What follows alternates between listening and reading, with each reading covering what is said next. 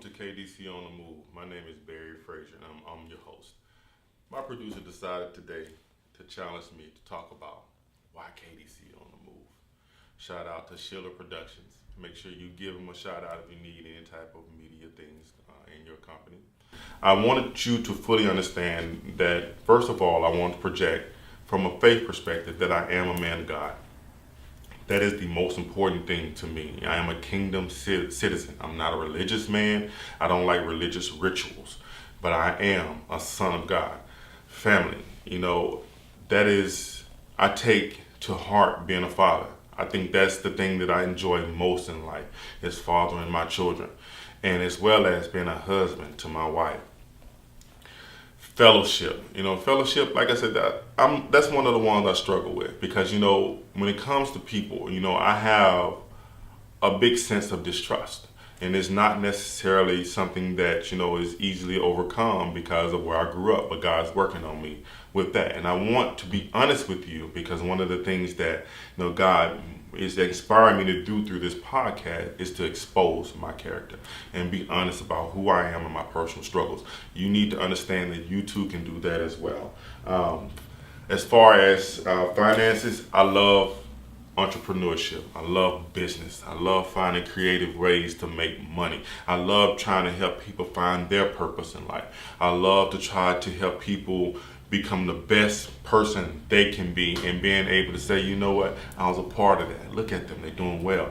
Because there was a time when I didn't have much, and I know what it feels like to not to know where your next meal is going to come from, or if you're living paycheck to paycheck. I know how that feels and how defeated that makes a person feel.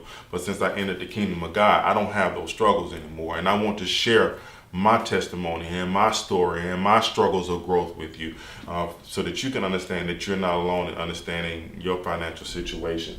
And as far as family, I spoke briefly about this when I talked about fatherhood, but I look at family as being an opportunity to increase your covenant with God. When you talk about family, I look at it as being organized as a triangle. You have man, you have woman, and you have God at the top. And I asked my son one day, I said, son, what do you understand about covenant? I said, I had briefly talked to him about it being an agreement and things of that nature. He said, well, let me say it like this, Dad. He said, well, if it's just a man and a woman, it's just a straight line. And I said, okay, what do you mean by that, son? It's just a straight line.